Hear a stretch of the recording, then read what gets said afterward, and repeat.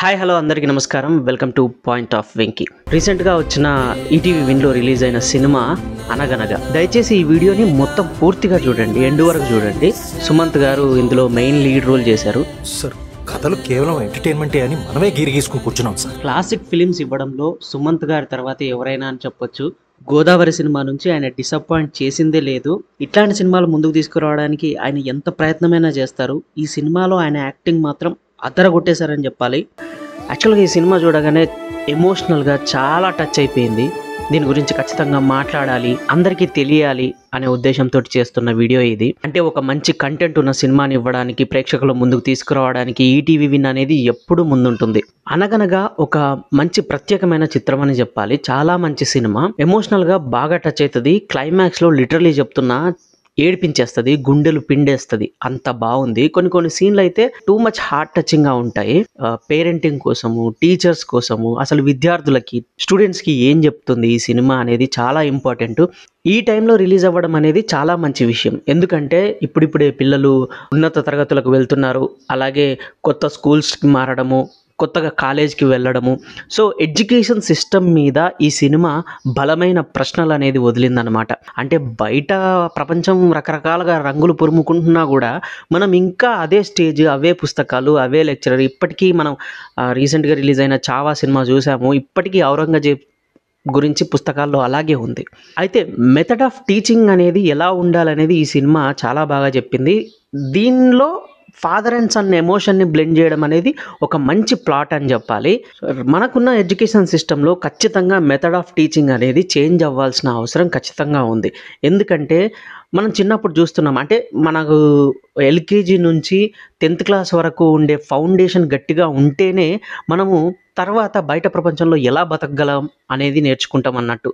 Method of teaching ఖచ్చితంగా change అవ్వాల్సిన అవసరం అయితే ఉంది. ఇది ఎడ్యుకేషనల్ మినిస్టర్ దగ్గరికి తీసుకెళ్ళి చేంజ్ చేయాల్సిన అవసరం ఎలా ఉందనేది ఎక్స్ప్లెయిన్ చేసే విధానము చాలా బలంగా తీసుకెళ్ళిండు దర్శకుడు. ఈ సినిమాని దర్శకత్వం వహించింది సన్నీ సంజయ్ గారు. వారానికి 7 రోజులని చెప్పకుండా సూర్యదేవుడికి 7 గుర్రాలు ఉన్నాయని, చంద్రుడి మీద మచ్చల్ని పేదరాశి పెద్దమ్మ కథల ద్వారా, గ్రహణాలని ఎక్స్ప్లెయిన్ చేయడానికి రాహు కేతువులు కథలని, అలాగే నీతులు చెప్పడానికి విక్రమార్క బేతాళుడు కథలని, అలాగే అక్బర్, బీర్బల్, తెనాలి రామకృష్ణ, పరమానంద శిష్యులు, ఈ కథలన్నీ కేవలం ఎంటర్టైన్మెంటే కాదు సార్, బతుకునిచ్చేవి, బతుకుని నేర్పేవి. ఎంత అద్భుతంగా తీశారంటే ఫస్ట్ హాఫ్ అంతా కూడా ఎంగేజ్డ్గా, అంటే ఒక ఎడ్యుకేషన్ సిస్టమ్ ఎలా వెళ్తుంది అనేది తీసుకెళ్తే, సెకండ్ హాఫ్ అంతా కూడా మార్పు ఎంతవరకు అవసరము, తమ పిల్లల్లో, పేరెంటింగ్లో, టీచర్స్లో ఎంతవరకు అవసరము, బయట సమాజం ఎంతవరకు చేంజ్ అవ్వాల్సిన అవసరం ఉంది అనేది ఈ సినిమా చాలా బలంగా చూపెట్టింది. That to father and son ఎమోషన్ని బ్లెండ్ చేస్తూ చూపెట్టడం. అంటే లాస్ట్లో ఒక లైన్ వేస్తాడు సినిమా ఎండ్ అయిపోయిన తర్వాత, every sun story start with his dad అని చెప్పి ఒక లైన్ వేస్తారనమాట. ఎంత అద్భుతంగా ఉంటుంది అంటే సినిమా హార్ట్ టచింగ్గా ఉంటుంది. ఖచ్చితంగా చూడాల్సిన సినిమా. స్కూల్స్ అనేవి తమ రెప్యుటేషన్ కోసము ఎంతకైనా ఏం చేయడానికైనా సిద్ధంగా ఉన్నాయి ఈ రోజుల్లో. ప్యాంప్లెంట్లు వేయడము, ఫ్లెక్సీలు వేయడము, కొంతమందికి డబ్బులు ఇచ్చి ఊరూరు గల్లీ గల్లీ తిప్పించి ఇంటింటికి పంపించి మా స్కూల్లో జాయిన్ అవ్వండి, మా కాలేజీలో జాయిన్ చేపియండి అని ప్రెషర్ తీసుకురావడము. పేరెంట్స్ కూడా ముందు వెనక చూడకుండా ఎక్కడ ఫీజు ఎక్కువ ఉంటుందా, ఎక్కడ ఏముంటుంది, అసలు క్వాలిటీ ఆఫ్ ఎడ్యుకేషన్ ఎక్కడుంది, ఏం చెప్తున్నారు అనేది ఆలోచించకుండా జాయిన్ చేసేస్తున్నారు. 1-1-1-1, 2-2-2-2, 3-3-3-3 అని చెప్పేసినంత మాత్రాన అవి పెద్ద కాలేజీలు అయిపోవు. ఎడ్యుకేషన్ సిస్టము పిల్లల్లో ప్రెషర్ లేకుండా కాన్సెప్ట్ని అర్థం చేసుకునేలా చెప్పగలిగే ఎడ్యుకేషన్ మనకు కావాలి. అలా ఎంతమంది టీచర్లు చెప్తున్నారు, ఎన్ని స్కూల్స్ ఉన్నాయి, ఎన్ని కాలేజీలు ఉన్నాయి లెక్కేసుకోండి. అలాగే ఈ పేరెంట్స్ కూడా ఎలా ఉన్నారంటే, ఫీజు కడుతున్నాము, ఆ ఫీజుకు తగ్గ మార్కులు రాకపోతే పిల్లల మీద ప్రెషర్, ఆ ప్రెషర్ తట్టుకోలేక ఈ సినిమాలో ఒక సీన్ ఉంటుంది. అంటే ఫెయిల్యూర్ అనే ట్యాగ్ వేస్తారు. అంటే లోయెస్ట్ మార్క్స్ వచ్చిన పిల్లలకి ఫెయిల్యూర్ అనే ట్యాగ్. అండ్ చిన్నప్పటి నుంచి మనకు కూడా ఉంది, కాకపోతే ఫెయిల్యూర్ అనే ట్యాగ్ లేదు. మనకు ఎప్పుడు first in class, class in first, second in class అని చెప్పి ఒక బ్యాడ్జలు ఇస్తుండే, మాకు ఇస్తుండే. అది అప్పుడు తీసుకున్నప్పుడు ఆ టాపర్ స్టూడెంట్స్కి ఎంత ఆనందంగా ఉంటుంది, టీచర్స్కి ఎంత ఆనందంగా ఉంటుంది, పేరెంట్స్కి ఎంత ఆనందంగా ఉంటుందో తెలియదు. కానీ ఒక లోయెస్ట్ స్టూడెంట్ ఎంత బాధపడతాడు, ఒక లోయెస్ట్ స్టూడెంట్ ఉన్న పేరెంట్స్ ఎంత బాధపడతారు అనే విషయాన్ని కూడా ఈ సినిమాలో చాలా స్పష్టంగా చెప్తారు.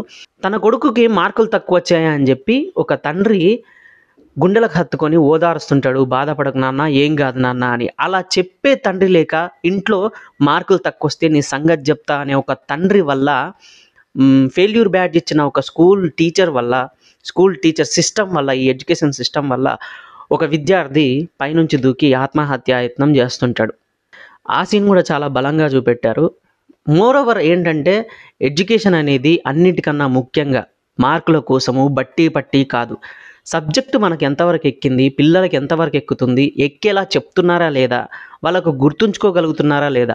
ఎలా గుర్తుంచుకుంటారండి పిల్లలు? ఒకటే విషయం, చిన్నప్పుడు అమ్మమ్మ చెప్పిన కథలు, నానమ్మ చెప్పిన కథలు, పంచతంత్ర కథలు, బేతాళుడి కథలు, అలాగే పరమానందయ్య శిష్యుడి కథలు, వికటకవి కథలు, ఇలా చాలా కథలు బలంగా పిల్లల్లో నాటుకుంటాయి. ఏంటంటే ఇవి ఇంట్రెస్టింగ్గా ఉంటాయి చెప్పడానికి కానీ, వినడానికి కానీ, పిల్లలు గుర్తుంచుకోవడానికి కానీ. అలాగే పాఠాలు కూడా అలా ఎందుకు చెప్పకూడదు? స్టోరీ టెల్లింగ్ అనేది ఒక అద్భుతమైన నరేషన్ ఎందుకు ఉండకూడదు పిల్లలకి? ఇప్పుడు చిన్నప్పుడు మనల్ని స్కూల్స్లో 10 రూపాయలకు చిన్నప్పుడు మనల్ని స్కూల్స్లో థియేటర్కి తీసుకెళ్ళి ఒక మంచి సినిమా చూపిస్తుండే. అంటే అది చూపించదగ్గ సినిమా అయితేనే పిల్లల్ని అందరినీ స్కూల్లో తీసుకెళ్ళిపోయి సినిమా చూపిస్తుండే. ఆ సినిమా ఇప్పటికీ గుర్తుంటుంది నాకు. సో అదే ఈ సినిమాలో చెప్పదలుచుకున్న పాయింట్ ఏంటంటే, మార్కుల కోసము బట్టి పట్టి ఇలా చెప్పాల్సిన అవసరము లేదు. కాన్సెప్ట్ని అర్థం చేసుకుంటున్నారా లేదా పిల్లలు? మార్కులు అవసరం లేదు, బయట ప్రపంచం వేరే అవుతుంది, ఏఐ టెక్నాలజీ వచ్చింది. ఇప్పుడు ఏం నేర్చుకుంటారు? అవే పుస్తకాలు, అవే మార్కులు చదివి. చదువు అనేది ఉండాలి, క్రమశిక్షణ, సంస్కారం ఇవన్నీ నేర్పగలగాలి చదువు అనేది. దట్టు సబ్జెక్ట్ అనేది ఎంతవరకు ఎక్కుతుంది పిల్లలకి అనేది చాలా ఇంపార్టెంట్. దాన్ని కూడా ఈ సినిమాలో చాలా మంచిగా బ్లెండ్ చేసి ఒక 2-3 సీన్ల ద్వారా చాలా నీట్గా చెప్తాడు. అది బాగా నచ్చింది నాకు ఈ సినిమాలో. బ్యాడ్జ్లు ఇచ్చి టాపర్ స్టూడెంట్ని ఎంకరేజ్ చేయండి, ఫ్లెక్సీలు కట్టండి, ఏమైనా చేయండి, కానీ లోయెస్ట్ మార్క్స్ వచ్చిన స్టూడెంట్ని మాత్రం డిస్కరేజ్ చేసే రైట్స్ ఎవ్వరికీ లేవు. వాళ్ళకి ఎక్కితే ఎక్కుతుంది, లేదంటే ఎక్కేలా చెప్పాలి. లేదంటే వాళ్ళకి ఏది ఇంట్రెస్ట్ ఉందో అది చేసుకుంటూ పోతారు తప్ప అంటే మార్కులు రాకపోతే జీవితమే లేదన్నట్టు మాత్రం వాళ్ళల్లో బలమైన ముద్ర మాత్రం వేయడం మంచిది కాదు. పిల్లల్ని పేరెంట్స్ అర్థం చేసుకోవాలి, టీచర్స్ అర్థం చేసుకోవాలి. ఇదే సిస్టము స్టూడెంట్స్కి టీచర్స్కి ఉండాల్సిన ర్యాపో. అంటే ప్రాబ్లం ఉందా, మీకు ఇది అర్థం కావట్లేదా, మా వల్లే మన ప్రాబ్లమా అని లేపి ఒక్కొక్కరిని అడిగితే ఒక్కొక్కరు సమాధానం చెప్తారేమో అని. పేరెంట్స్ టీచర్ మీటింగ్ పెడితే ఏమొస్తుందండి? పేరెంట్స్ని ఎంతసేపు వాళ్ళని ఇంట్లో ప్రెజరు, మీరు ప్రెజరు, స్కూల్లో ప్రెజరు, ఇవన్నీ ప్రెజర్ను భరించలేక మార్కుల కోసమే తనలాడాల్సిన అవసరం అయితే లేదు. ఆ విషయాన్ని ఈ సినిమాలో చాలా బలంగా చెప్పారు. బీజిఎం అయితే ఎక్స్ట్రాడినరీగా ఉంటుంది, చాలా హృదయానికి హత్తుకునేలా ఉంటుంది. బీజిఎం, పాటలు, ఒక పాట ఉంటుంది చాలా నచ్చింది నాకు ఆ పాట. పాఠశాల అనేది చెరసాల కాకూడదు, మెదడులో బుర్ర నిండా పురుగులను నింపొద్దు. అనగనగా లాంటి సినిమా జోనర్లో ఇంతకుముందు సినిమాలు రాలేవా అంటే వచ్చినాయి. అనగనగా లాంటి సినిమాలో సేమ్ ప్లాట్ లైన్, ఈ ఎడ్యుకేషన్, చిన్నపిల్లల్లో ఎడ్యుకేషన్ సిస్టమ్ అనేది హిందీలో అమీర్ ఖాన్ నటించినటువంటి తారే జమీన్ పర్ అప్పట్లో చాలా పెద్ద హిట్ అయింది. ఆ సినిమా కూడా ఇలాగే.